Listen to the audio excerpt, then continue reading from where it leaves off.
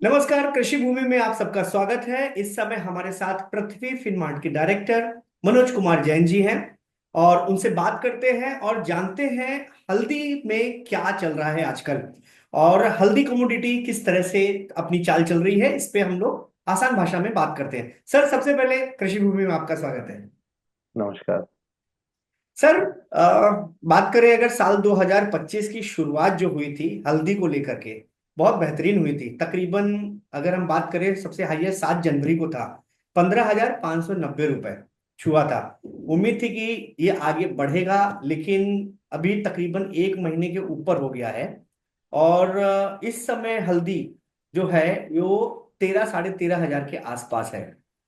Sir, क्या लगता है, क्योंकि जिस तरह से ये बढ़ी है और जो ये उठा पटक है, क्या बताती है आपको?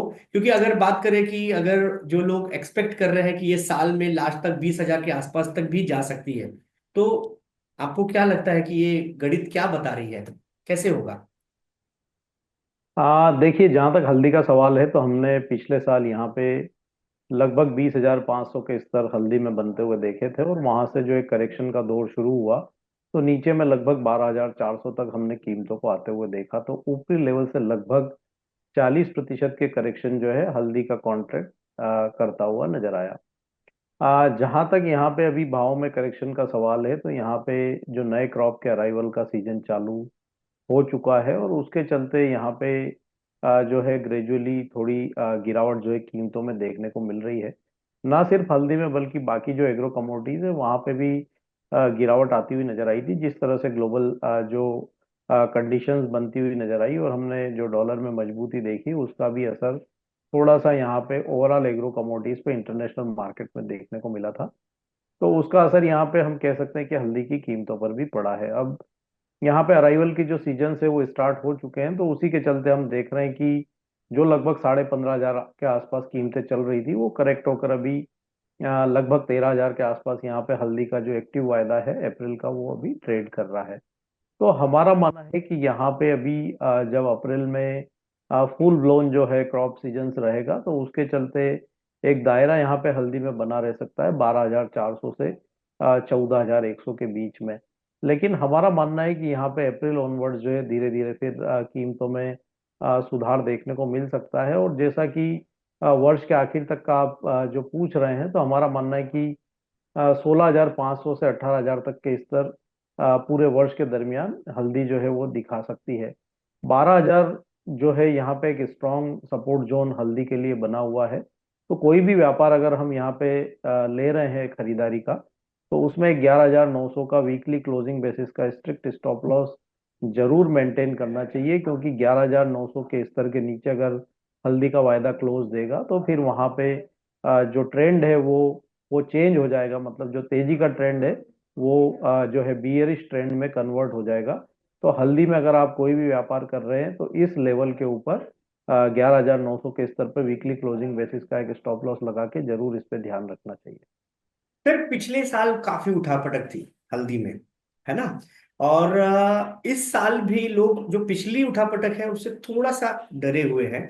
और लेकिन लोगों की एक्सपेक्टेशन है कि जब 20 हजार, साढ़े 20 हजार के आसपास छुआ था, तो इस बार भी छुएगा। आपको क्या लगता है कि कौन से ऐसे फंडामेंटल हैं या कौन सी ऐसी चीजें ध्यान देने वाली है जिसपे निवेशक ध्यान दे और उसको लेकर करे, कि या फिर आपको ऐसा लगता है जैसे पिछले साल जो उठापटक थी, ये उठापटक अब इस साल भी जारी रहेगी? देखिए, उठापटक तो यहाँ पे पूरे ही कमोडिटी बाजार पे पूरे साल रहेगी। जिस तरह से जो ग्लोबल हम कह सकते हैं कि न्यूज़ का फ्लो है और जो सारे दुनिया भर के करेंसीज में जो उठापटक है, तो उसका असर सारी कमोडिटीज पे रहेगा। तो पूरे वर्ष जो है उठापटक तो चाहे कोई भी कमोडिटी हो, हल्दी हो या और भी बाकी कोई एग्री कमोडिटी हो, तो वहां पे बिल्कुल देखने को मिलेगी। लेकिन जो 20,000 तक की जो संभावनाएं जताई जा रही है, अभी हाल फिलहाल में ऐसे कोई फंडामेंटल्स नहीं है। और अप्रैल से जब यहाँ पे फुल जो क्रॉप अराइवल का सीजन होगा, उस समय क्रॉप में अगर कोई बड़ी गिरावट निकल कर आती है तो फिर वहाँ कीमतों में सपोर्ट जरूर देखने को मिलेगा। जहाँ तक 20,000 का सवाल है, तो जो नए जो सोइंग का सीजन स्टार्ट होगा अक्टूबर नवंबर से, वहां पे अगले अगले सीजन के लिए अगर सोइंग में कोई कमी आती है तो फिर वो कीमतों को ड्राइव करती हुई नजर आएगी। तो अभी यहाँ पे दो चीजों के ऊपर नजर रखना चाहिए। एक तो अप्रैल में जब यहाँ पे क्रॉप के अराइवल से स्टार्ट होंगे, तो फाइनल क्रॉप का फिगर क्या आता है उसको ध्यान में रखें। और दूसरा, फिर जब अक्टूबर नवंबर में नए क्रॉप सीजन के जब सोइंग होंगे तो वो सोइंग के नंबर पे भी वहां पे नजर रखने की जरूरत रहेगी। ओके। अच्छा सर, जैसे बात की जा रही थी, हमारी पिछले बार बात भी हुई और लोगों से भी हुई कि मतलब कि इस समय डिमांड जो है वो हल्दी की बढ़ी हुई है। फेस्टिवल सीजन चल रहा है, बहुत सारी चीजें हो रही हैं। तो उम्मीद की जा रही थी कि हल्दी जो है इस समय जो प्रेजेंट का है कि फरवरी या फरवरी आखिरी में काफी अच्छा करेगा। लेकिन उस हिसाब से हल्दी ने बिहेव नहीं किया जिस तरह से जनवरी में बहुत अच्छा बिहेव था, मिड जनवरी के आसपास। लेकिन फरवरी में धीरे धीरे नीचे ही गया। तो क्या लगता है कि ये आने वाला जो मार्च है, क्योंकि होली भी है उस टाइम भी कई सारे फेस्टिवल हैं, डिमांड तो रहेगी। तो लगता है कि अगर हम शॉर्ट टर्म की बात करें तो हल्दी में थोड़ा सा और, या जो जनवरी में 15,000 के आसपास पहुंची थी, तो वापस वहां तक पहुंचेगी? देखिए यहाँ पे क्या है, जहां तक डिमांड का सवाल है तो डोमेस्टिक डिमांड में कोई ऐसी जो है कमजोरी नहीं है। एक्सपोर्ट डिमांड में हमने देखा है कि जिस तरह से जो यहाँ पे बांग्लादेश में जो एपिसोड बना, हम एक बड़ा एक्सपोर्ट जो है बांग्लादेश को करते हैं और बाकी खाड़ी देशों में भी करते हैं। तो अगर यहाँ पे जियोपॉलिटिकल जो है सुधार देखने को मिलता है और एक्सपोर्ट डिमांड सुधर करके आती है, इस महीने के आखिर में दुबई में भी गल्फ जो फूड फेस्टिवल है, तो वहाँ पे एक्सपोर्ट ऑर्डर्स कितने निकल करके आते हैं, तो उनके ऊपर भी नजर रखना चाहिए। डोमेस्टिक डिमांड का जहां तक सवाल है तो उसमें कोई कमजोरी नहीं है, और आगे भी फेस्टिवल और मैरिज सीजन रहेंगे तो डिमांड बरकरार रहेगी। लेकिन अगर एक्सपोर्ट डिमांड में सुधार आता है तो फिर वो भी एक पॉजिटिव फैक्टर जो है कीमतों के लिए रहेगा। तो यहाँ पे एक्सपोर्ट डिमांड के ऊपर नजर रख करके चलना चाहिए। जहां तक डोमेस्टिक की बात है तो वहां पे ऐसी कोई कमजोरी देखने को नहीं मिल रही है।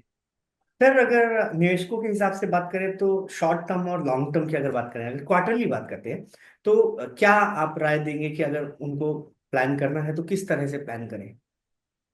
मैं बात करता हूँ यहाँ पे फर्स्ट जो 6 महीने हैं जून तक के, वहाँ पे जो दायरा है वो 12,000 से 16,000 तक का नजर आता है। 12,000 से स्पेसिफिक अगर बात करूँ तो 15,800। और जो सेकेंड हाफ है वहाँ पे फंडामेंटल मजबूत बने रहे तो फिर जो सेकेंड हाफ है वहाँ पे 15,800 से 18,000 ये एक दायरा रह सकता है। तो इसमें जो दो इंपॉर्टेंट चीजें, एक तो जो क्रॉप के अराइवल्स और दूसरा जब नए सीजन के सोइंग के नंबर्स, उनके ऊपर नजर रखना चाहिए। साथ ही जो एक्सपोर्ट के डिमांड जो नंबर्स हैं, अगर वो सुधार करके आते हैं तो फिर वो सपोर्ट करते हुए नजर आएंगे। तो ब्रॉडली यहाँ पे 12,000 नीचे में और 18,000 ऊपर में, ये एक बड़ी रेंज जो है पूरे साल देखने को मिलेगी। 11,900 के नीचे अगर क्लोज करेगा तो फिर वहां पे बुलिश ट्रेंड जो है वो हम कह सकते हैं कि एक बार नेगेट हो जाएगा, मतलब वहां से फिर तेजी के पोजीशन से निकलने की सलाह रहेगी। तो उसके ऊपर ध्यान रख करके चलना चाहिए। सर, आखिरी सवाल कि जैसे 20,000 जो है, या 20,500 जो पिछले साल छुआ था, कहीं कोई ऐसी गुंजाइश दिखती है, या ऐसा हम स्पेकुलेशन कर सकते हैं कि इस बार भी कुछ जो हाई जंप जो है वो हल्दी लगा सकती है, जैसे पिछली बार लगाया तो लगा सकती है, ऐसा कुछ? अभी तक ऐसी कोई संभावना नजर नहीं आती है। वो उसी कंडीशन में हो सकता है कि जैसा मैंने आपको बोला कि जो नए क्रॉप के जो सोइंग के नंबर्स आएंगे अक्टूबर नवंबर में, उस समय अगर नए क्रॉप सीजन में अगर फार्मर्स यहाँ पे सोइंग कम करते हैं तो फिर दिसंबर में एक चांस रहेगा कि हम वो लेवल आते हुए देखें। लेकिन वर्तमान फंडामेंटल के परिदृश्य में ऐसा कोई यहाँ पे संकेत नहीं है, और हम ऐसा कोई स्पेकुलेट भी नहीं करना चाहते कि 20,000 और 21,000 के स्तर यहाँ देखने को मिल सकते हैं।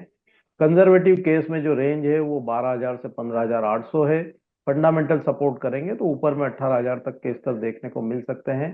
11,900 के स्तर के नीचे अगर क्लोज होता है वीकली बेसिस पे तो फिर यहाँ पे बुलिश ट्रेंड जो है वो एक बार कमजोर पड़ता हुआ नजर आएगा। तो इन सारे लेवल्स के ऊपर नजर रखना चाहिए, और ऐसा कोई स्पेकुलेट हम नहीं करेंगे कि 20,000 या 21,000 हल्दी छू सकती है। अभी के जो फंडामेंटल्स है वो ऐसा कोई इशारा जो है यहाँ पे नहीं कर रहे। बिल्कुल सर, आपने बहुत क्लीन पिक्चर कर दिया है और मुझे ऐसा लगता है कि लोगों को काफी इससे मदद मिलेगी। और जो स्पेकुलेशन है जो 20,000 21,000 के, उनको छोड़ करके लोग जो फंडामेंटल है उन पे ध्यान देंगे और चीजों को बेसिक समझ करके वो अपना निवेश करेंगे। सर, कृषि भूमि से बात करने के लिए बहुत बहुत धन्यवाद। अगली बार फिर जी। मिलेंगे सर। नमस्कार। जी।